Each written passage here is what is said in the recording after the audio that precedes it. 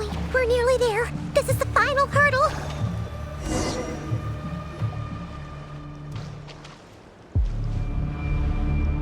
Oh, there's no end to these things.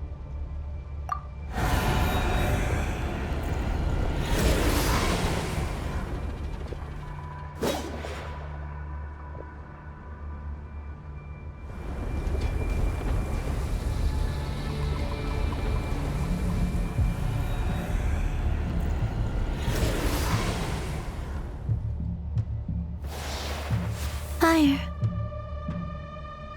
Fire? Wait, what's that smell?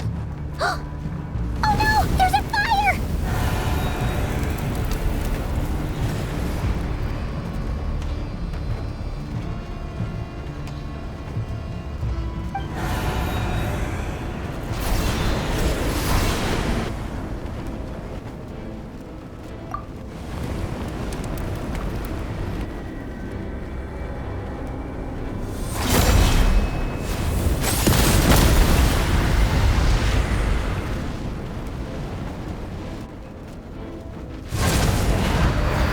Drone was right. You look weak, Columbina. The old you would never have let such lowly creatures bar your way. Word has it that you did something for the Tsaritsa, and that's why you've lost most of your power. Freedom comes at a heavy price, doesn't it? It's Arlecchino! You came! Hello again, Columbina.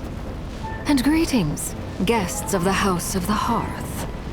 It's been a while, Arlecchino.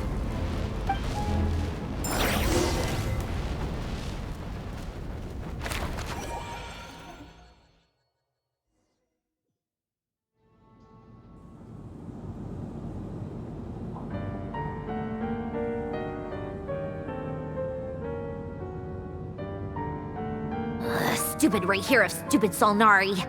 Ugh, whatever! I've got all the data I need. Next time we meet, you're finished.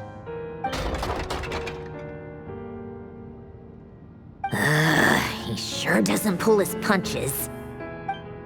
Excuse me, do you need a hand? You can do me a favor by staying out of my way. Can't you see I'm busy? Wait a minute. I recognize that voice. Hello, Miss Sandrone. Father sent us over to help. How considerate of her. Hey, Fremine, get over here and help me fix this. Lenny, you do your thing. Just keep your sister away from my machines.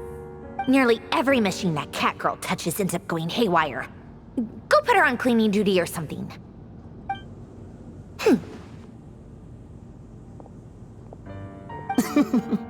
Then let's start downstairs. Fremine, we'll leave this place to you. You've got it. Wait a second. Pretty sure there's still some tea in the cupboard. If you want some, you'll have to make it yourselves.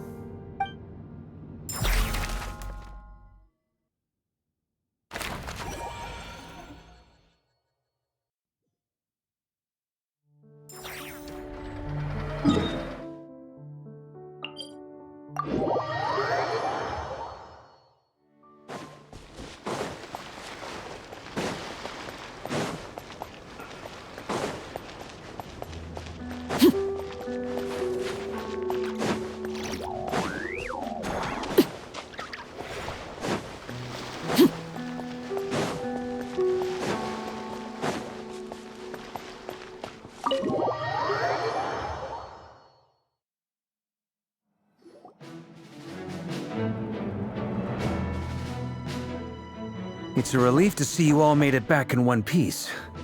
Huh? Feels like there's quite a few people missing. Where's Flint's and the others? And what about Nefer? I returned ahead of them. Flint is helping Aino and Anefa to set up the decoys and buy some time. As for Miss Nefer... Boss is still wrapping things up on her end. She sent us back to fill you all in on the top secret intel we've been gathering. I see. Then let's get right into it. But first, who do we have here? You brought someone else in to help? Greetings. I was invited here to help as a longtime Tea Party companion of Columbina's. You may call me Arlecchino. Surely it can't be. Those eyes. Oh, where have I seen them before? Wait, of course. In those memories we just saw. The only Arlecchino I know is the fourth of the Fatui Harbingers. So either you share a pretty uncommon name, or you're more than just a Tea Party buddy. You're well informed, Grandmaster. A man from Mondstadt living all the way out here in Nodcry, and yet the people and affairs of Snezhnaya seem to hold a special place in your heart. Oh, the feeling's mutual. Sounds like you know all about who I am, too. A Fatui Harbinger. The atmosphere in here just got really tense. Guess we can't just start trusting Fatui Harbingers, even at a time like this. I must admit, though, I'm a little curious.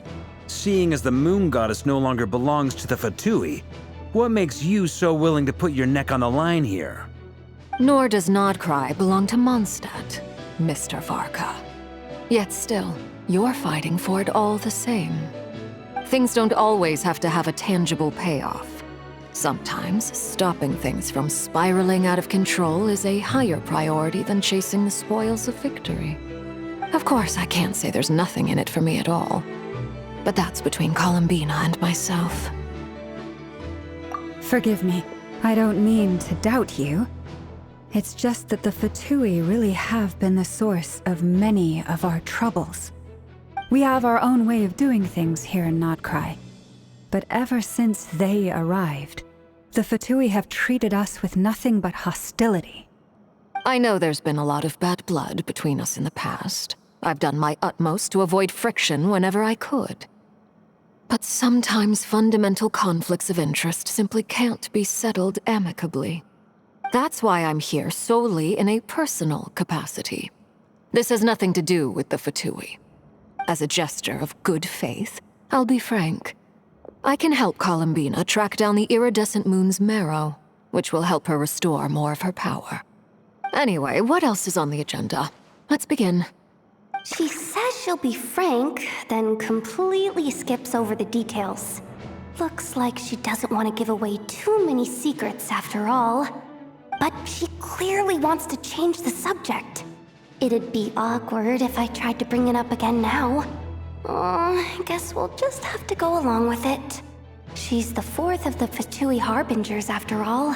One look and you can tell she's not someone you'd want to mess with.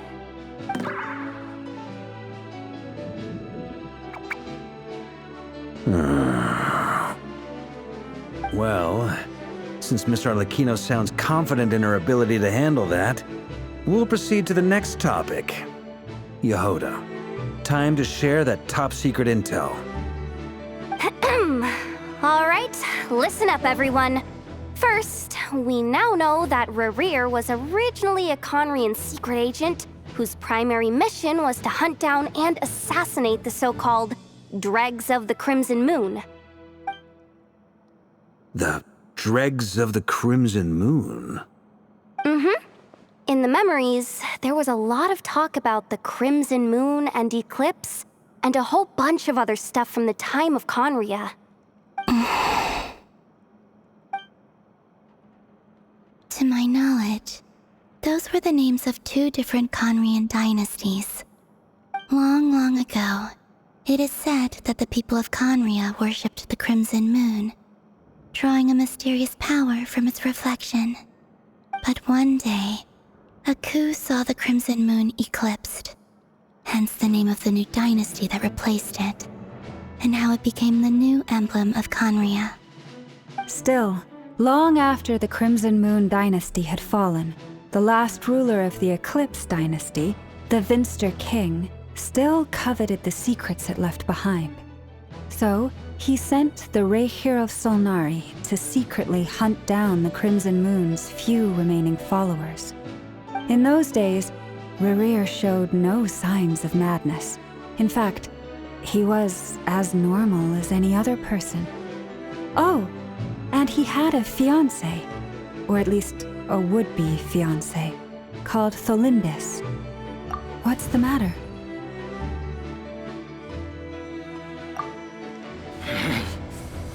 Verfnir, Rheindaughter,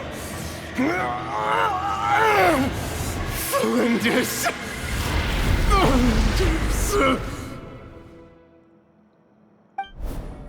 Interesting. Anything else? What about this would-be fiancé of his? Do we know anything about her? Well, she was a researcher at the Universitas Magistrorum, but it felt like she was hiding some kind of secret. Oh, and one more thing. For some reason, Rerir's fragment also contains some of Tholindis' memories, though only a very small portion. Well, no shortage of potential leads, I'll give you that. In any case, it sounds like we can conclude that while Tholindis was still around, Rerir appeared to be lucid and quite normal. Tholindis, it seems, must have been the one thing in this world that he couldn't let go of. Tell me though, were these pure-blood Conrians we're talking about here? Why do you need to know that? Hold on. If she was a pure-blood Conrian... Oh yeah, just like how it was with the captain. If we could somehow find her, do you think there's any chance Rerir might regain some of his sanity? It's possible, but it would take a miracle. We can't pin all our hopes on that. That merchant who Nefer knows, Dori Sangama Bay.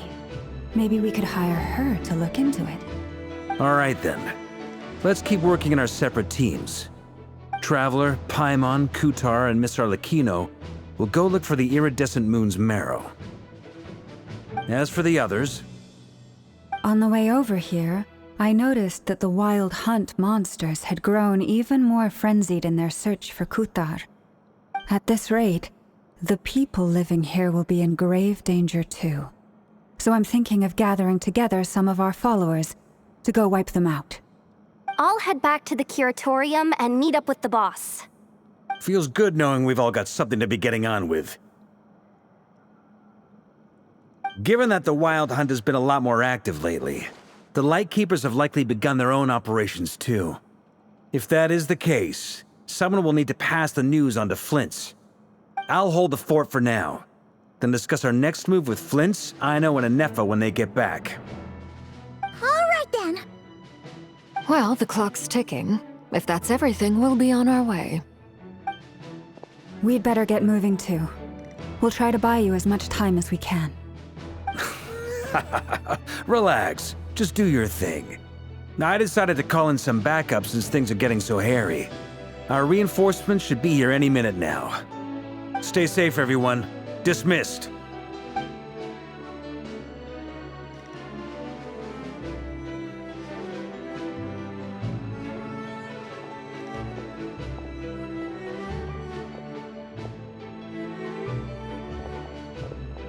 We're back. Did we get here a little early?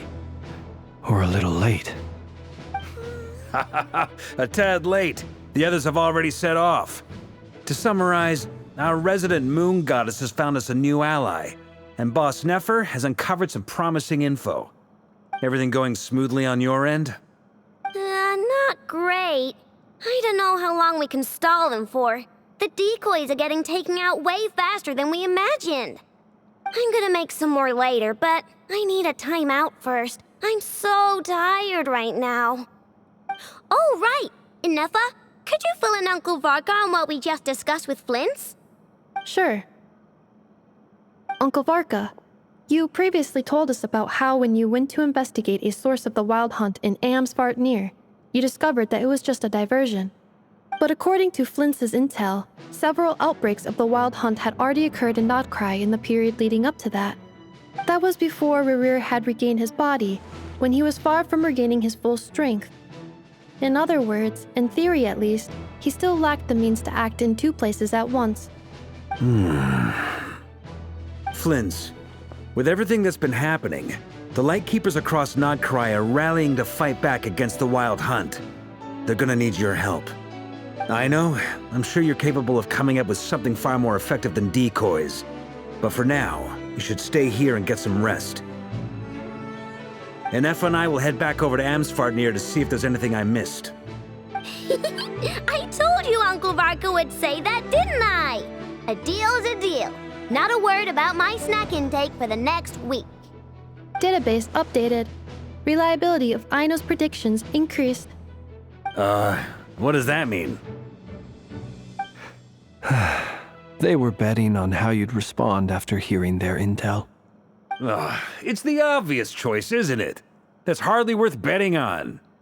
We already decided that Anefa should go investigate the situation over at Amsfartnir on her own. You might as well stay here and keep watch. Someone needs to hang back and oversee our strategy meetings. And besides, you still haven't fully recovered from ambushing Rerir. So I've ended up with the easiest assignment. Well, I appreciate it, everyone. See you when you get back.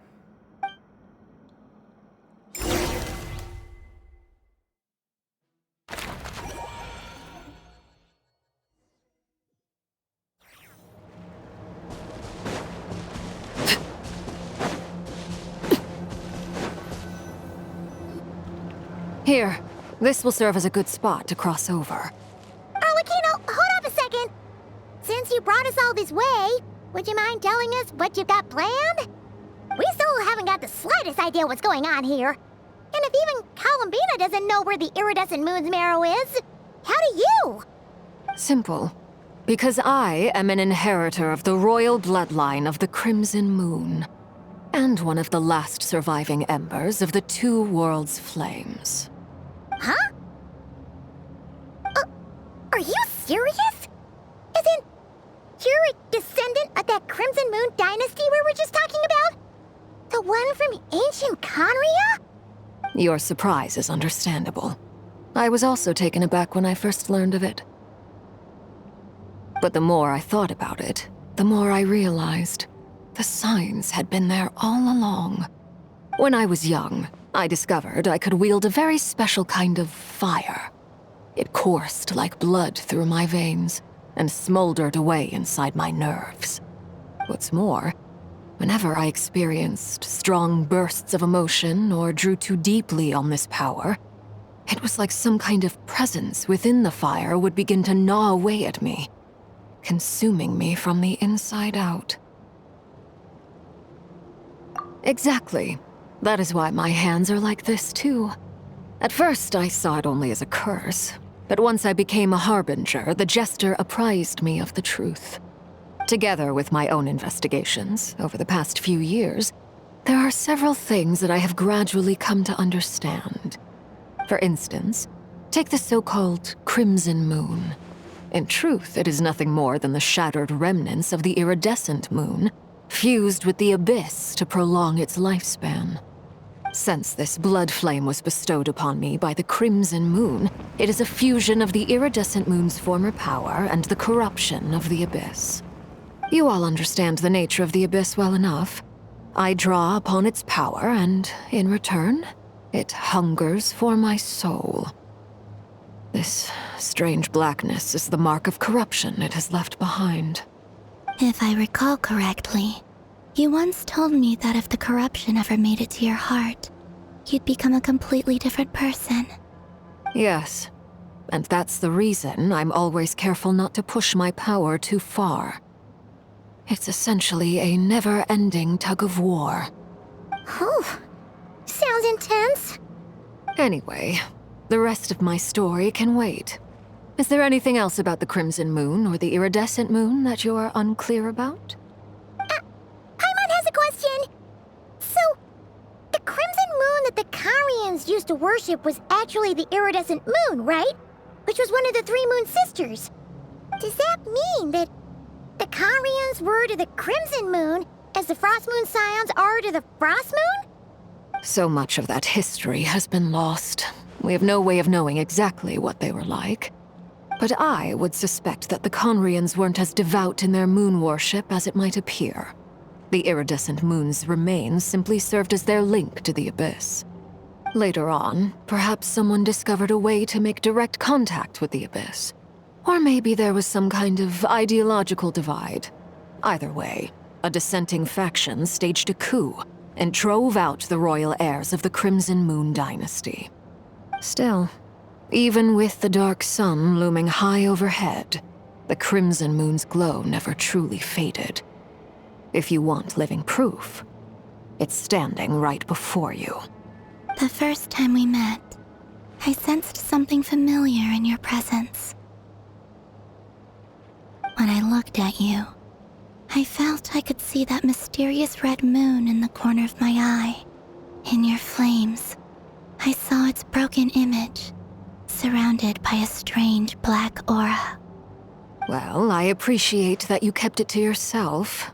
Much about the Crimson Moon is still a mystery, and I'd prefer not to end up as the object of an insane research project. Anyway, time is against us here, so if there's any other questions, they'll have to wait. I just want to make sure I've got one thing straight. In her letter, Sandrone mentioned that since you are unable to contain the iridescent moon's marrow yourself, you intend to leave it in my custody, correct? That's right. For now, it's the only way I can pay you back for your help. The iridescent moon is already part of who you are, so with its marrow in your possession, you'll be even more powerful than before. Deal. Then let's get started. Get what started? What does this place have to do with the Crimson Moon? When I first became a Harbinger, the Jester gave me a book called Harry, also known as Leobranto Innamorato. You should be able to buy a copy next time you're in Fontaine. It's a love story set in the Crimson Moon era, but setting aside the tangled romances of its characters, it also records a few interesting details. In the Crimson Moon era, or so the story goes, there was an orphanage that received children from beyond the bounds of this world, and subjected them to a peculiar induction ceremony. Beyond the bounds of this world? For real? And what kind of induction ceremony? The Crimson Moon sages looked beyond this world for beings with powers that surpassed the gods. But fearing they might lose control, they subjected these children to a process of refinement. They made these children crawl up a fireplace and kept asking them, "Have you died? Did you see it?" Until they finally admitted to having died and seen a crimson moon. The adults embraced the children who passed the ritual, telling them, "Within the fireplace, you have traversed the flames between two worlds. Here and now, you are born anew." The book leaves much unsaid, but I suspect that this was their way of branding the children they had enrolled, leaving an indelible mark upon them so that they would forever live in the Crimson Moon's light. That explains why I can't sense the Crimson Moon's marrow in this world. It makes sense that it would be sealed in a special space that can only be accessed temporarily through some kind of ritual. But there's no fireplace here. Do you see a chimney anywhere? Oh, are we supposed to build it ourselves? Okay, fine. Paimon will go find some bricks. That won't be necessary. The fireplace is purely symbolic. The key to the ritual is crossing the flames between two worlds. In other words, the flames that burn within me. Those burned away by such flames leave behind a kind of ghostly afterimage in the world. In the days of Conria, people believed they could be used to bridge the gap between the two worlds of life and death. In short, I can open a passage to that space for you. That's the easy part. The catch is I'll need to stay on this side to keep the passage open, so I won't be able to come with you.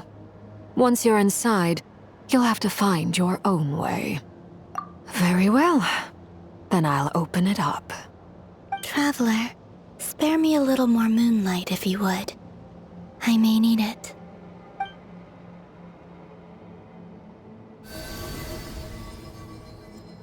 Thank you.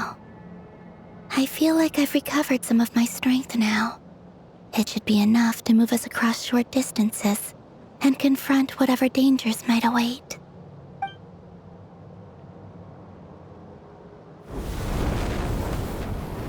Mistress of the seven hues of ages past, great mother of the present, crimson-clad sovereign of the two realms, by fire severed, by fire renewed, I offer myself now and beseech your descent.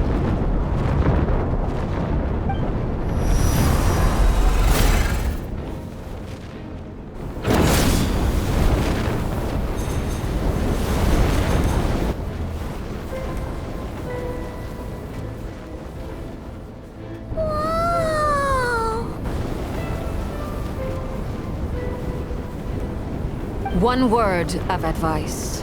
As you're crossing over, no matter what voices you hear, do not answer. Got it!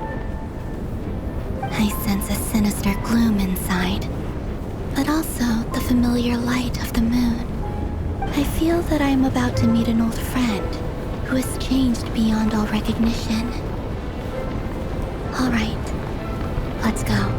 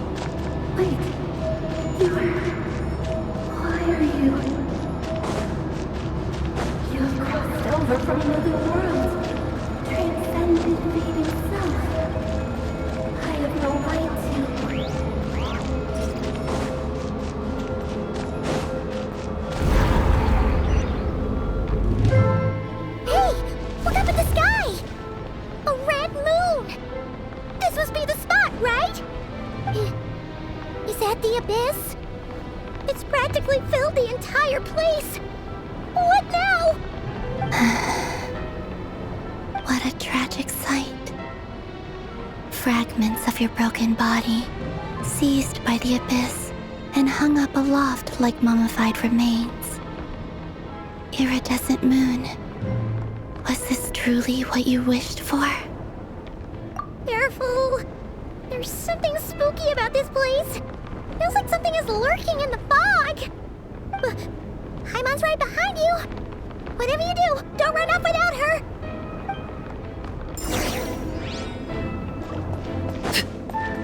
By the way, Kalambina, didn't you tell us that the iridescent moon had shattered into pieces? The moon up there looks pretty whole to Paimon. How is that possible?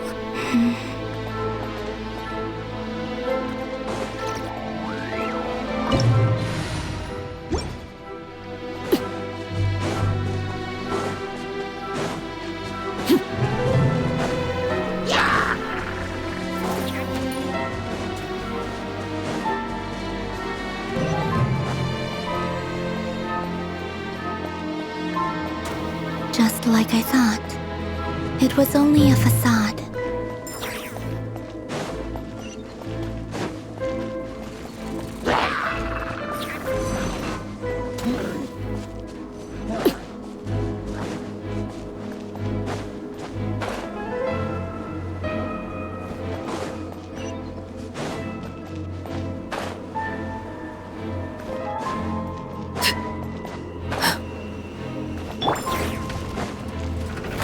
Stabilize! Let's light it up! Go in! By royal decree!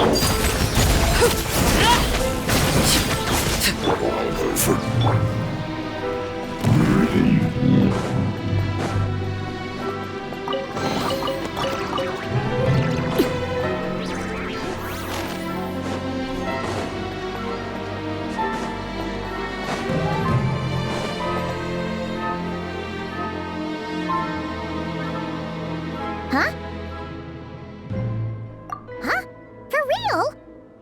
That's way too high! There's no way we'll be able to reach it! No. I'm not sensing anything up there. It's coming from under the mountain.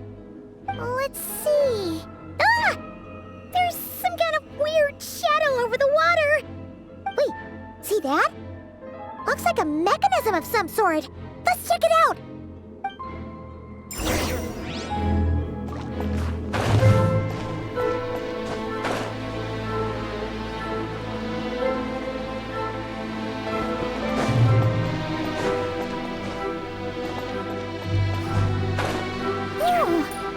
Looks like a device from the time of Karia.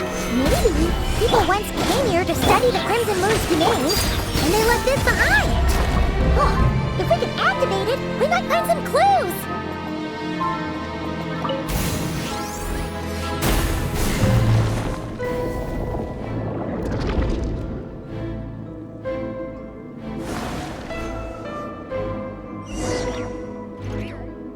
Hey, look at that! Now that the mechanism's running, the shadow in the water looks different. Do you think these mechanisms might be the key to unlocking the secret? Let's try to find more of them! Thalindis, we'll leave the rest of the research in your hands. We'll be heading back now. I hope this isn't ruining date night. Ugh. Mind your own business. Just leave me some snacks on the table. Thalindis? Is that Riru's girlfriend? How come we're hearing her voice here? Oh yeah! So, do you think she was studying this strange space all along? The Abyss has made this space extremely unstable. Maybe that's why some of the things she said and did were preserved here. Like echoes. Or after images. Whenever I see this view, it takes me back to a poem from my childhood. Waning moon, oh lifeless damsel, weeping on the mountain crest. Mourning still in wistful tone, her fragile soul now laid to rest.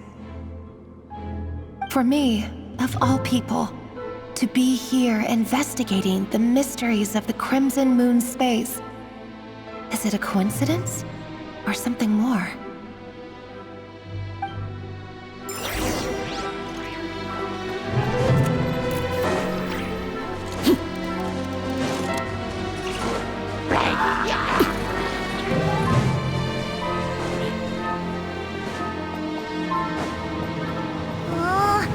The Abyss has messed up this mechanism.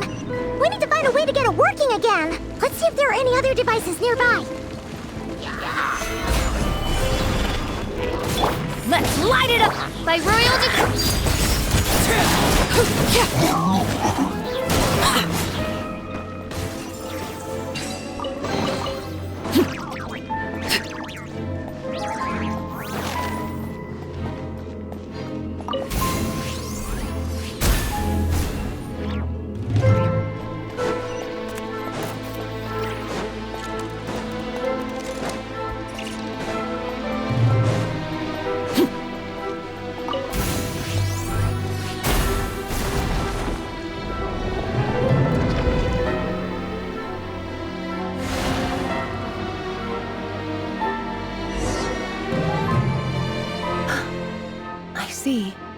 So the moon marrow, or rather the power of the 3 moons, is the key to unlocking.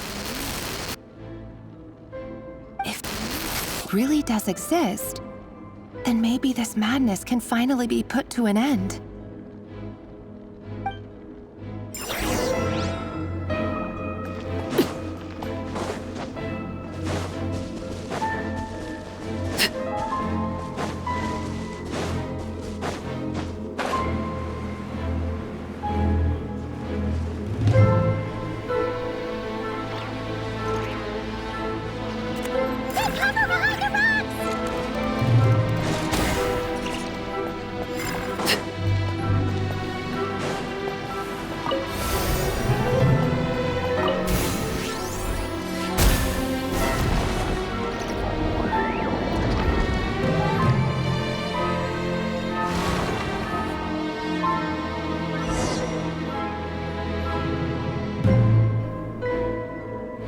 With the Abyss inhibitors in place, I should be able to access the chamber with the moon marrow. Oh, Rerir, with every step you take, you're drifting further from what you truly desire. But you're not the root of the problem. Ever since that outsider set foot in Conria, the Vinster King has sunken deeper into madness. If only I could get my hands on that outsider.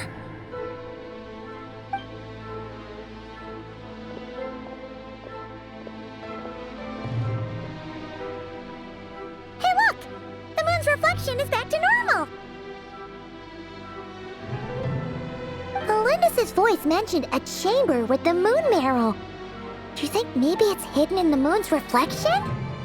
It must be. For within it, I sense the fragile aura of a dying soul. Then there's no time to lose! Let's go!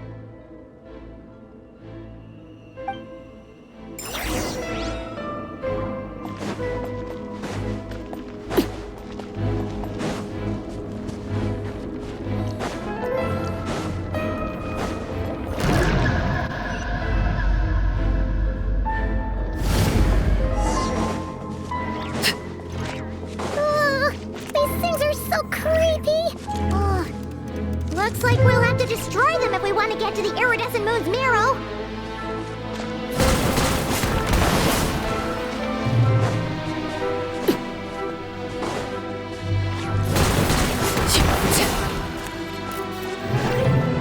That must be the iridescent moon's marrow. Oh, we'll need to destroy these things before we can reach it.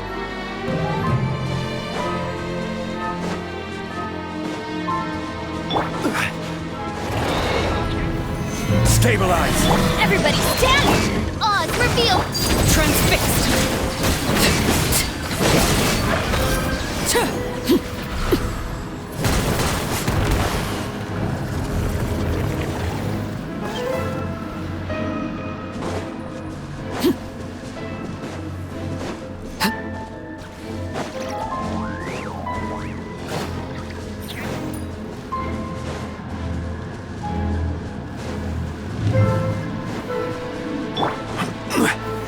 Solidify!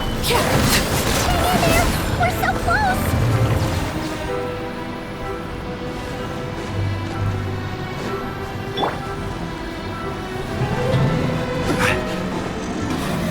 Stabilize!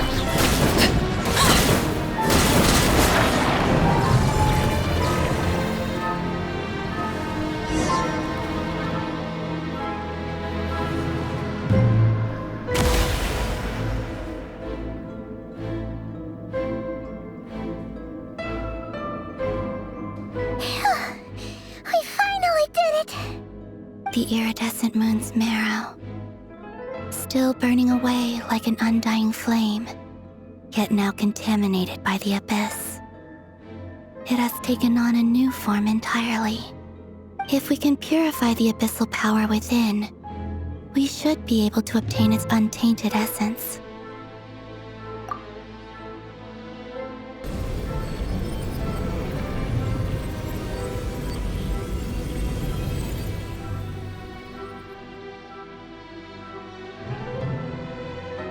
It's so cold.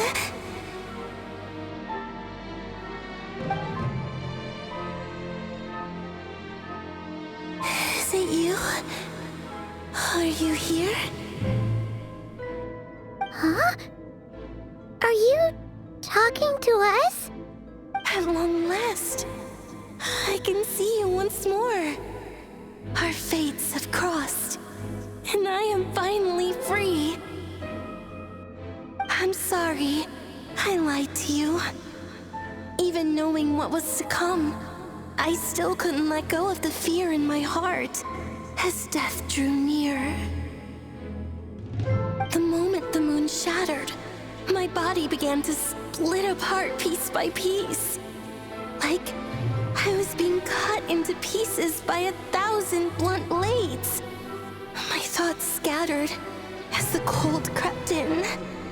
But I could not bear to fade away like that. Tell me, what was it that brought you to us all that time ago? If only I had possessed your courage, then I might have been spared this torment more painful than death. You look so puzzled. That's how I felt too when I first saw you. But trust me when I say that everything happens for a reason. Farewell, Hypo.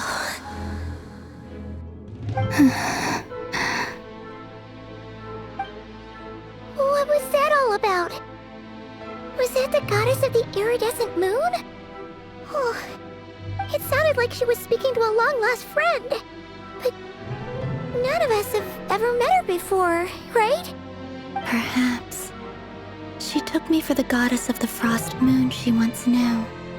For a fading soul like hers, our auras must be too similar to tell apart. But anyway, we've got the iridescent moon's marrow now. That should help you regain your strength, right? Alright, time to leave this place and meet back up with Arlecchino. Let's go!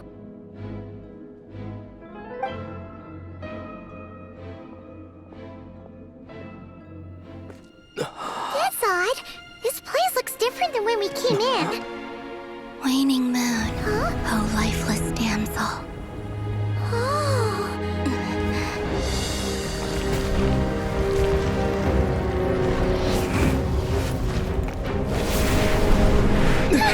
Hurry! The place is collapsing! It wants to trap us here. Who's it? The Abyss? Now we've taken the moon marrow. All that's left here is a dark will. It will show us no mercy.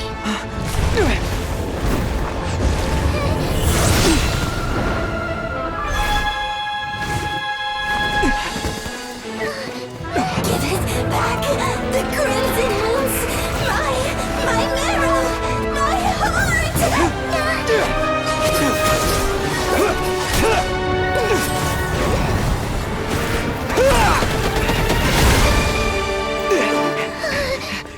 Finally! Huh? Oh no! The exit's blocked!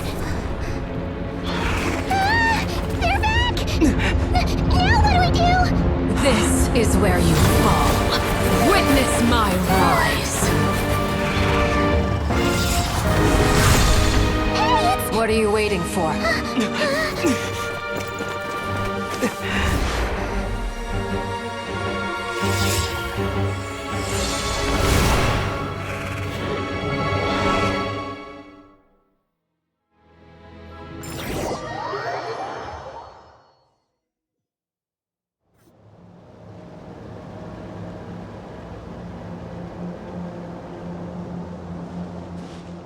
Oh, we made it! Was that you, Arlecchino? Did you save us? Wait, your hands! They're... Oh, this? Don't worry. It's a small price to pay. The Abyss wanted to trap you inside, and I defied its will by bringing you out. No wonder it's a little angry. No. I have paid the price, albeit a small one, and it cannot be undone. My hands have already fused with the Abyss. Purification would simply destroy whatever's left of them. But surely... Oh, we're so sorry, Arlecchino. Paimon can't believe you'd make a sacrifice like this for us.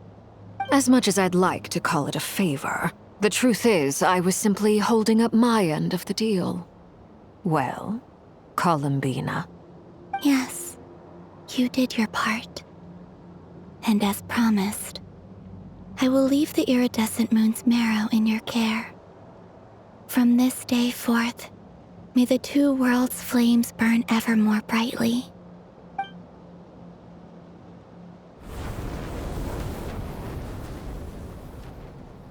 I'll take that as a blessing.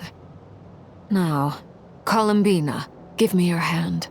Accept this moonlight I offer in return.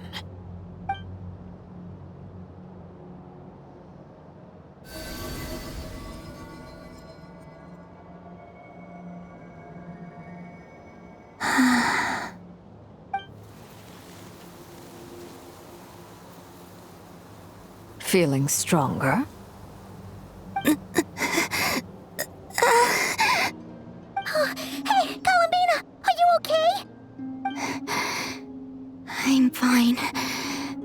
Our powers are a little at odds, that's all. By the Frost Moon's authority alone, wielding the power of the other moons was always going to be a stretch. Still, I think it's fair to say that your strength has returned, at least to the level it was at as Third Harbinger. It's still not enough. There's no way I can hope to challenge Rayrier like this. Just one more ray of moonlight, if you would. It's okay. I can take it.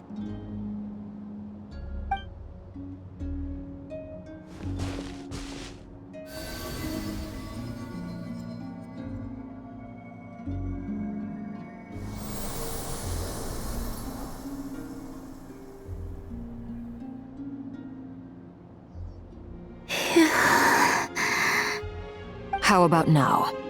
Fighting fit? At the very least, I won't have to stay hidden like before. I want to see him gone from Not Cry. The Ray here of Solnari and his wild hunt must be sent back where they belong. Well, it's good to have something to aim for. You certainly seem more alive now than you did earlier. When I first met you, you didn't strike me as a ray of moonlight. More like a wisp of fog drifting in from who knows where, ready to scatter at the first sign of a breeze. But now, you're full of vitality, just like the Frost Moon, once the brightest of them all. May you keep shining, Columbina. This is who you are. Thank you. Look after yourself too, Arlecchino. I know you have plans of your own, and that's why you're always seeking to grow stronger. But whatever you're after, don't let the Abyss take a hold of you. I do not wish to see you go down the same path as Rayrier. I appreciate the concern, Columbina. Although perhaps it's time you took a new name. A new name? Kutar, the Moon Maiden, Columbina, they're nothing more than code names. They describe who she is and the roles she's played, but they're not her real name. We often use code names in the House of the Hearth, too. But it's knowing your real name that keeps you grounded. Up till now, you've been living a wandering life, so you've probably never really cared. All I'll say is this. Once you've defeated Rayrier, give it some thought. All right, that's it from me. I'll get you back safely first, then go meet up with Sandrone. You're the best! I appreciate the gesture. It speaks to your good character. Anyway, let's get going. There are more urgent things to do right now than trade compliments.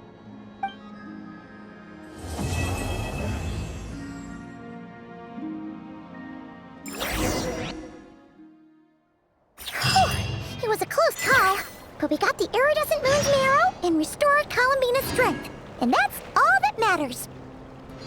In other words, mission accomplished. Paimon wonders how everyone else is doing.